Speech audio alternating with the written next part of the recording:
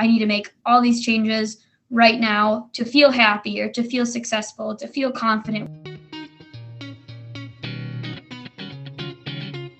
This is the Begin Within podcast, where we believe real, lasting health and fitness requires you to start inside before you work out. I'm your host, Nate Slegger, and I'm here to show you behind the scenes of fitness. You already know exercise is good for you, but what about all the other things in life that affect your fitness? If you're looking for extra motivation to get started or to make sure you keep going, this is the place for you.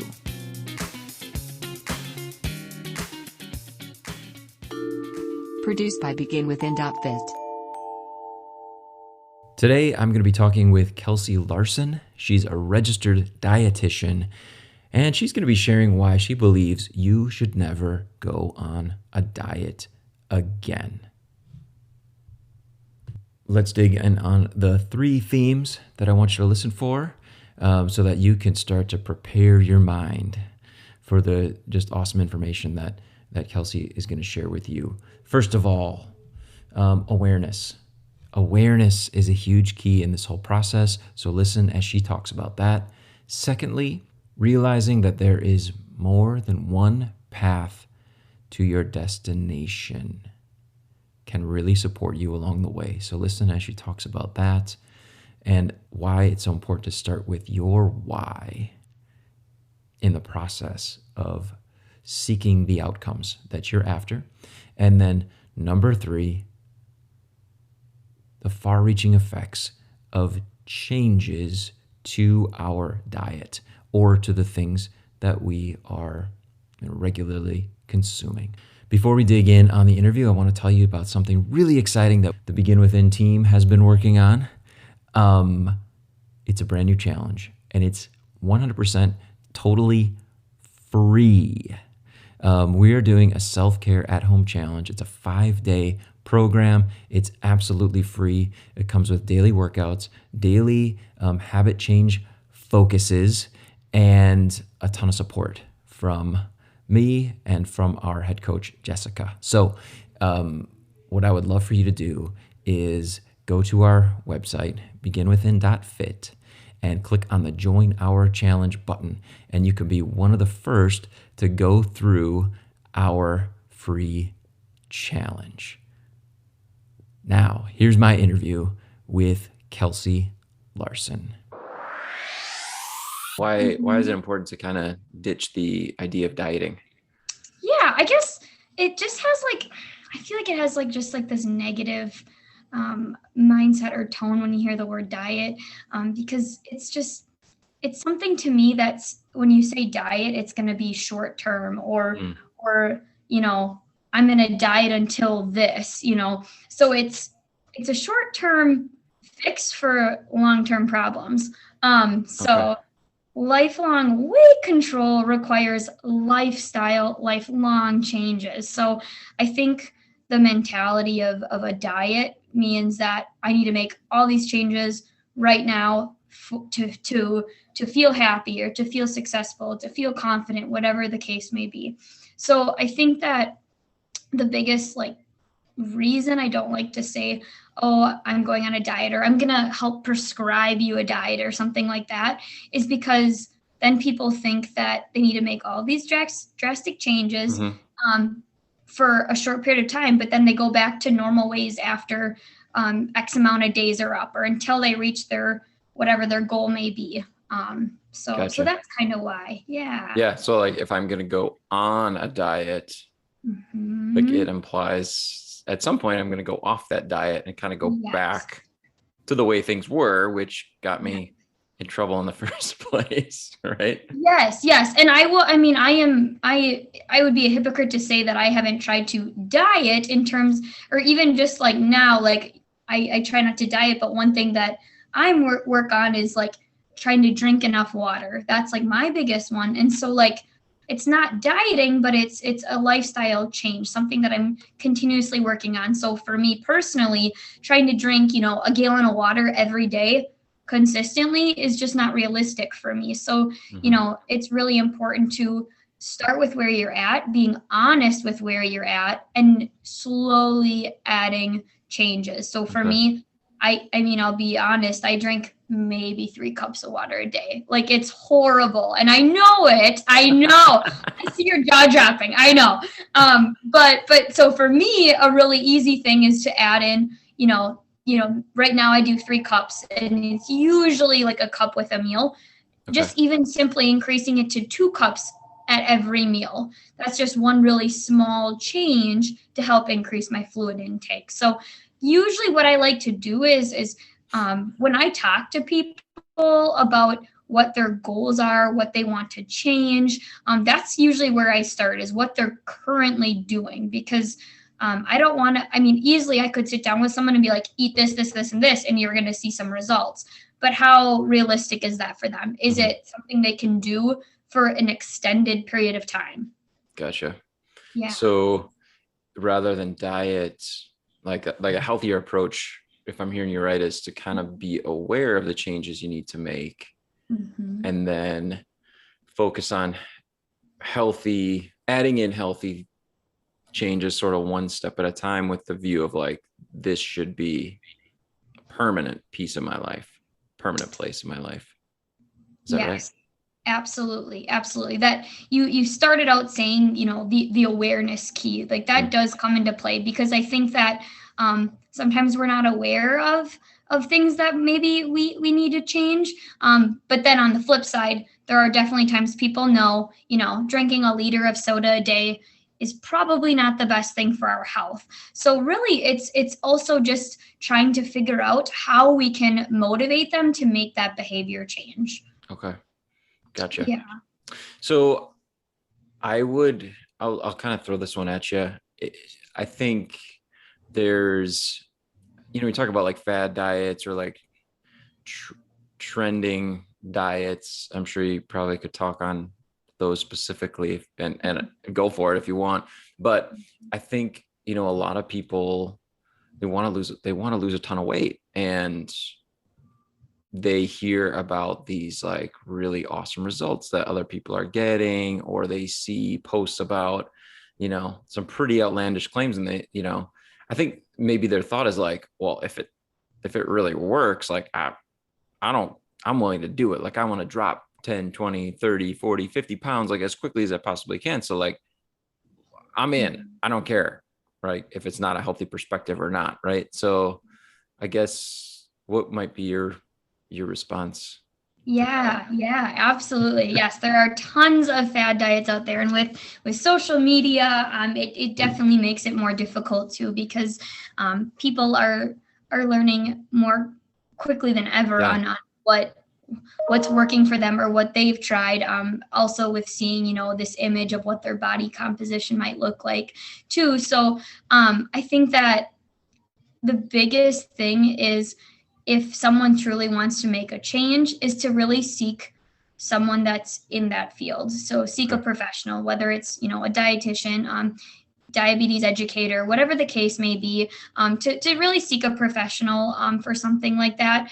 One example that I always like to use is, say you have a cavity. Are you going to just go online and figure out how to fix it, or are you going to seek a professional in order to do so? So I do think that obviously there's information out there and present for people to read about on how to do certain things, but I do think that it's, at the end of the day, it's really important to still reach out to an expert, someone that maybe has a little bit more credential in order to provide them with recommendations. Okay. Just because with fad diets, a lot of times we just see, a before and after picture, angles, filters, whatever the case may be, can make a really big difference. And a lot of times too, we don't know the whole story. We don't know how accurate it is. As you know, I'm sure, like keto, detoxes, just low carb in general diets, Weight Watchers, like they all have completely different, like recommendations for what to do in order to lose the weight or to improve your blood sugar levels. And really the problem with that is following this diet might work for one person, but it might not work for you. So really we have to individualize how we're going to reach our success, because no person is the same. Yeah. And I guess to your point too, there's before and afters, and then it would be interesting to see like the after, like what happens to that individual after they got those great results. Is it something that they're able to sustain, or is it like they, gained all the way back, like we hear about so often? So Absolutely. Yeah. As you were talking too, you talked about having a cavity. I was like, yeah, like people are afraid to go to the dentist too. And I, as a registered dietitian, like you probably faced some of that stigma too. And I think one of the things I've always appreciated about you is that you're a good listener, and you have more like of a partnering approach to it, rather than like, you're bad, I'm going to fix you, do what I say. Thank you. And yeah, well, I'm curious, like in that, is there a place in making changes to nutrition and eating for like experimenting with different diets, or just kind of like try this, see what happens, see what you learn about yourself, see how your body responds, and like let's check back in? I guess if you had a patient or a client that was really set on like, hey, I'm going to do keto, like it works, like how would you respond? Would it be like trying to get them to think differently, or would you be like, oh, go ahead, like let's see what happens? Yeah, no, that's a really good question. Yeah. So if someone came and was like, I really want to try keto diet. My good girlfriend is doing it and she's down 30 pounds in a month, so if someone comes to me and says something like that, the first thing I say is, why do you want to make the change? Again, addressing their motivation for why they want to make a change and what those changes look like for them. So once I get an understanding of that, I try to take it back off of that specific diet, just to learn more about them, because it's really important to build that rapport in the beginning. And once I kind of hear their story, their why, then I go into talking about the diet that they want to follow. So for your example, the keto diet. And usually I just say, aside from your friend doing this diet and seeing great success, why do you think it's a good fit for you? Because really asking those more specific questions like that, it puts them in that they have to, it's a very open-ended question. So it really prompts them then to assess why they think it's going to be a good fit for them. And I've had people say, well, I don't know, is it going to be a good fit, for me? And I ask them, do you consume bread? Do you consume noodles? Do you consume, any sort of carb-rich foods? And majority of the time it's yes.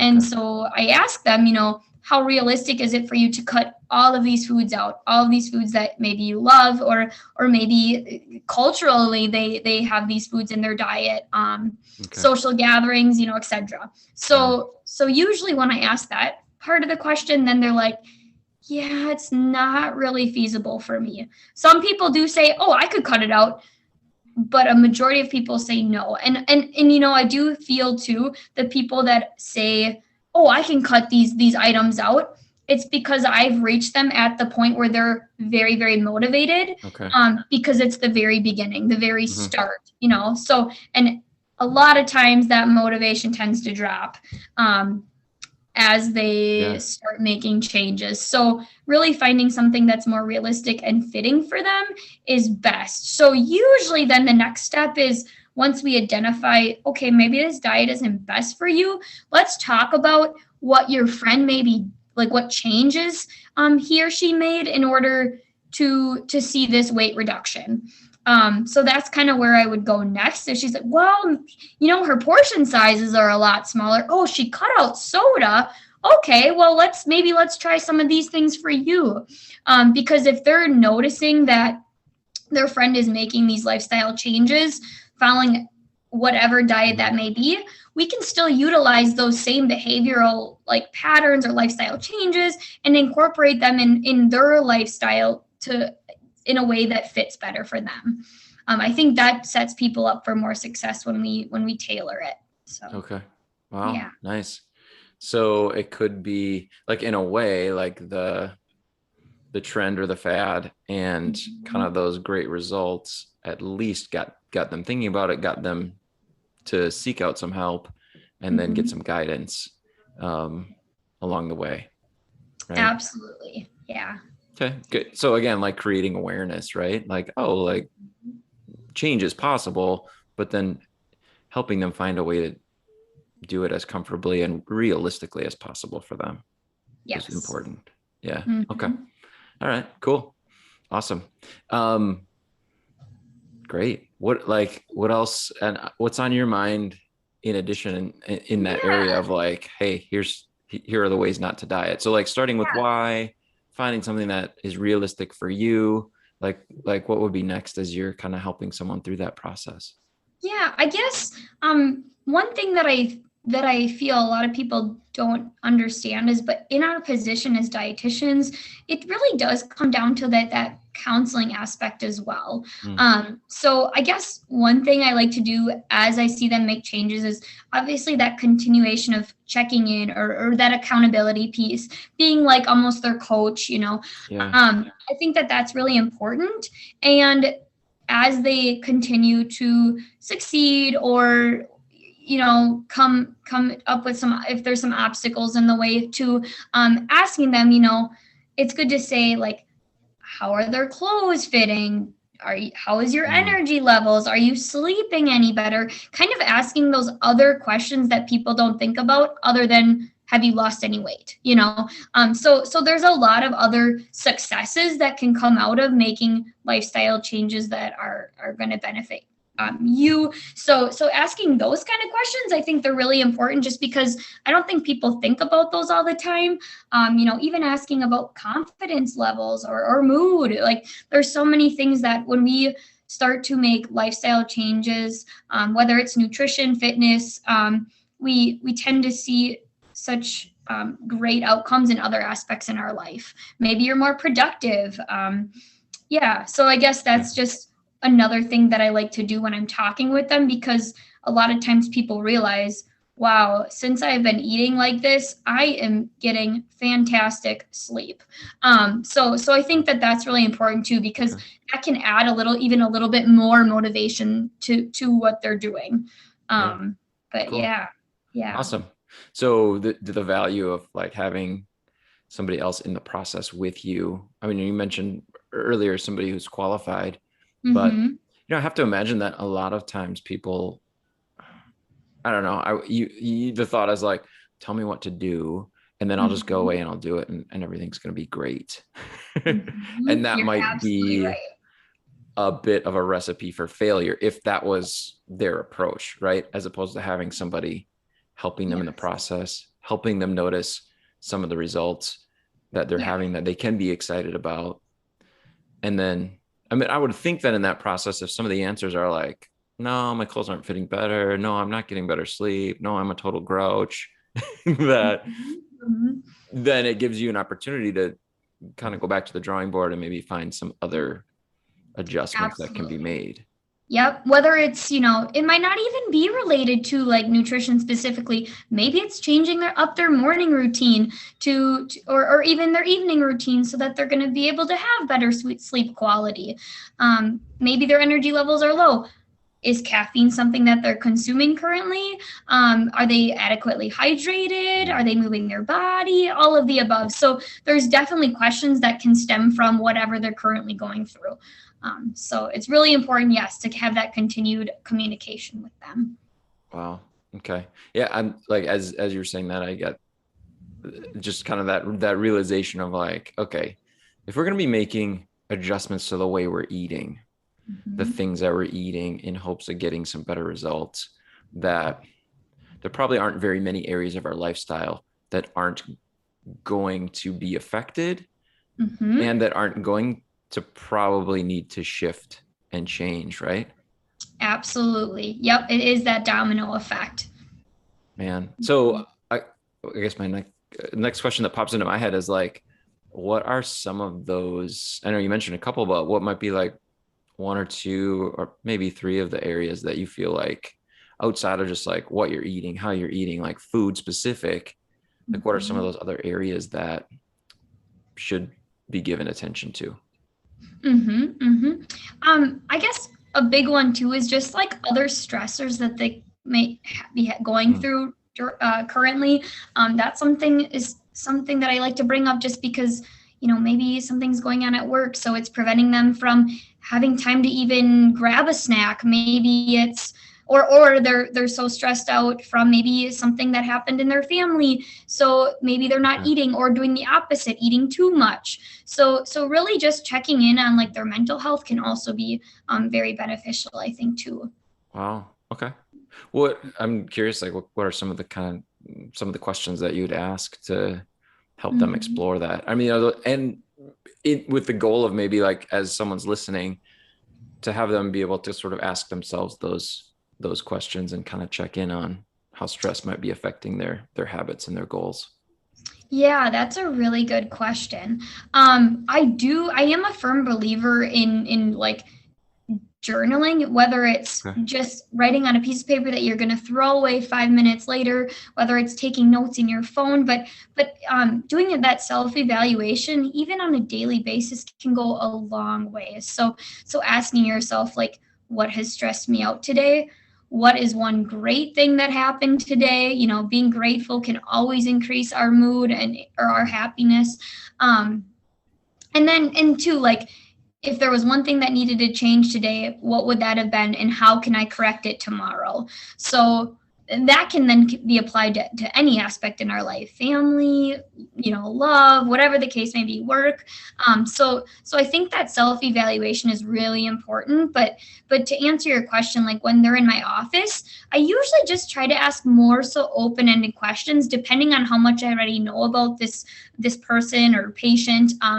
Then I can kind of maybe be a little bit more detailed. But again, the goal is to keep it open-ended, to allow them to speak, because a lot of times when they're coming in my office, they're already uncomfortable in terms of, a lot of times people are scared to talk because they think that they're going to be yelled at or scolded or reprimanded, whatever the case may be. So making sure that they feel comfortable when they're in my office, and just building that rapport every time is important, not just the first time, because then they're going to be more open to talking to you and sharing about things that are going on in their life outside of nutrition, because like you said, there is that domino effect of, if one thing is off in their life, whatever it may be, it can affect all other aspects. So that's, I'm glad that you made that connection too. Cool. And you mentioned movement earlier too. Yeah. Obviously I'm like, whoa, my ears perked up when I hear that. Just, briefly, I know I want to be respectful of your time, but what are some of the ways that impacts somebody's success when it comes to, weight loss, or seeing their changes in what they're eating start to get some results that they're excited about? Yeah, no, that's a great question. So I guess, like, because we kind of started this conversation today about like how not to diet. So I think the exercise or fitness component, we have to be very careful with, just because a lot of times people are like, maybe they're going to go straight to the cardio machine and do an hour a day, or maybe they're going to do, a lift in the morning and then a hard hit workout in the afternoon. Like a lot of times people kind of like to just jump in, based on what other people told them, based on what they've read, all kinds of things. So usually what I encourage people to do, no matter where they're at, is I always tell them to find any form of movement that you enjoy doing, that you can do repeatedly or, consistently. Okay. So prime example, I have a patient that I was just nutrition coaching with the other day, who, like, she comes to the gym, but it's not her favorite thing to do. However, she got into ballroom dancing, and that is, aside from just nutrition, the amount of movement she got out of going 3-4 days a week really helped aid in her weight loss. So, and she found a brand new hobby, something she loved doing. It was a social thing. She got to learn how to improve her movements. She got to wear these beautiful dresses. So like to her, it wasn't about I'm burning calories. It was about I'm found a way to move my body in a way that I'm going to consistently do this, and I really enjoy it. So in terms of movement, that's like one of the main things I go for. If someone's more like numbers focused or oriented, I do recommend, like, if they have some sort of like watch that tracks steps, not to be, like very focused on that all day long, like, oh, it's 10 a.m. and I only have 1,000 steps, I need to get going, but more so just as like a general tool to say, okay, today I got 8,000 steps. Maybe tomorrow I'm going to do a morning walk to get closer to 10,000 or whatever the case may be. So that's just a really easy like form of measurement to see how much you're truly moving. Because a lot of times people that maybe work at like a desk job or just very sedentary during the day don't realize how little movement they're getting. And once they do start to see how their body reacts to that increased movement, can do wonders, whether it's, mood, energy levels even do go up when our body is moving more. Our bodies were built to move. So I think that's a very important factor too. Cool. Awesome. So my last question for you, if I came to you and I was like, as far as health and wellness and putting effort into it, I was a blank canvas. Like I was just realizing, like, Kelsey, I need to make so many changes.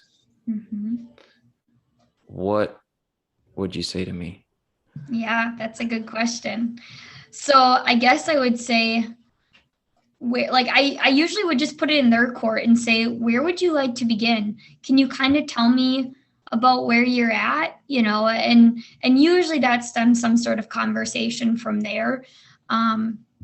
And then once they start talking, whatever it may be about, obviously at some point I would get to nutrition, but unfortunately, sometimes we don't have time to even get to nutrition when we're meeting, because nutrition isn't always the prime focus for someone who needs help or needs to happen. So not all the times we even get to that component of it. But like I said, asking those really vague questions in the beginning, and letting them know, like reassuring them that, I am here for you for support. I'm here like to help you, like making sure that they're aware of that. Just, that's another big component, I think, too.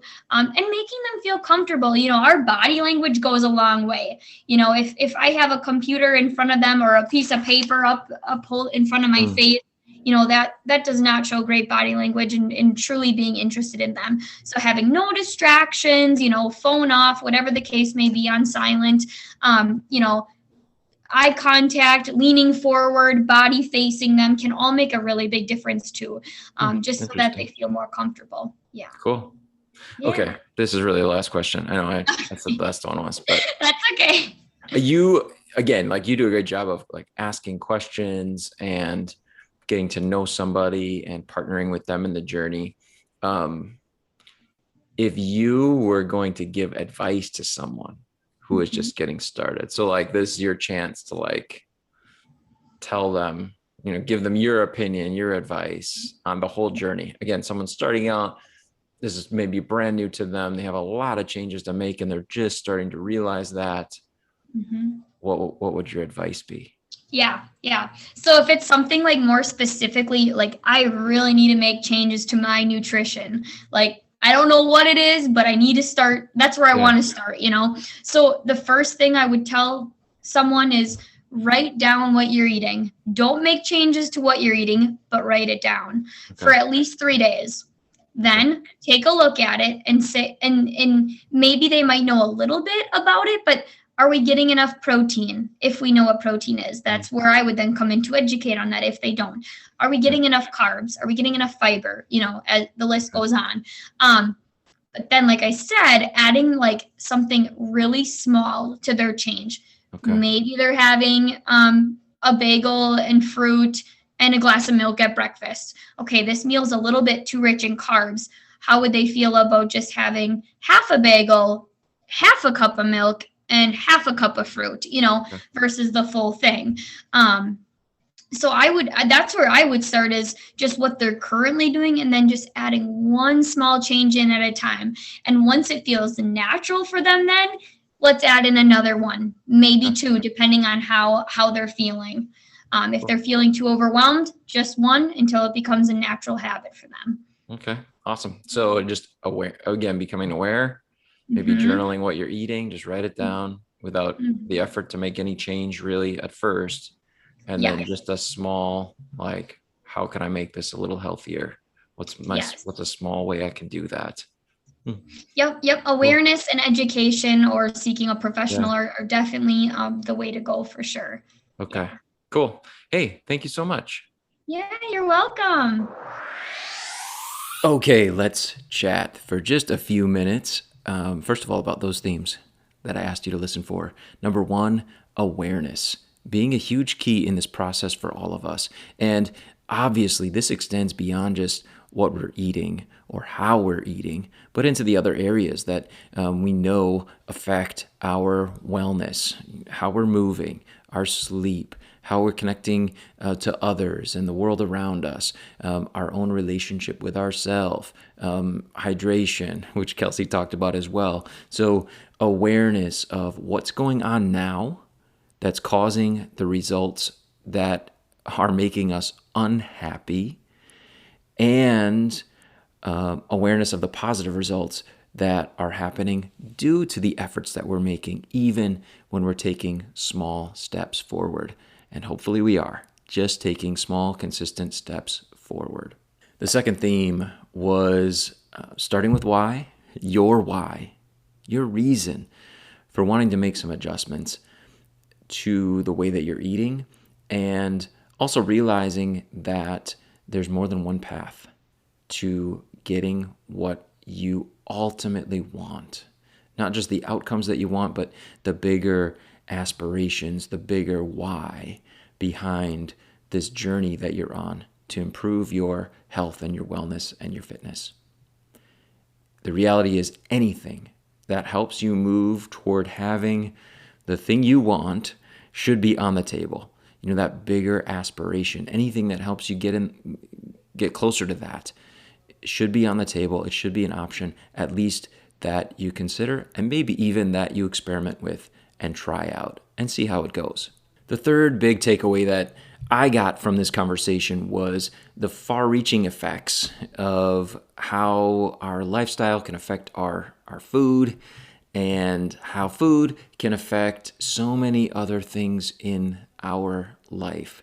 And because of that, the encouragement that we got from Kelsey was to get someone in your corner, someone who has helped other people through this journey, someone who can help maybe you to see the blind spots, the things that maybe you're not thinking of, that can help you to get closer to your aspirations.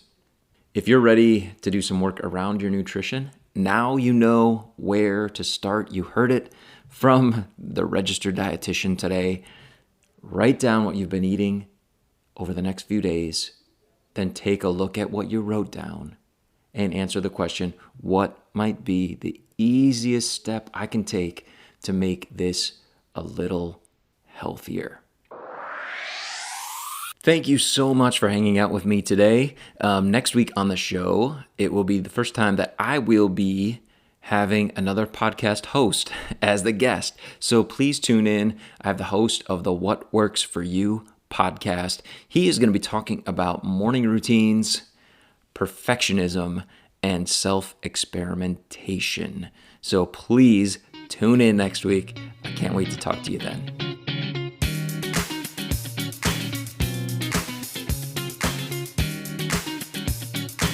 If you are tired of feeling frustrated and disappointed with fitness, and you're ready to get on the path to being the healthy person you want to be, just go to beginwithin.fit and click the Join Our Challenge button. We can't wait to support you in your fitness journey and help you to get the results you deserve.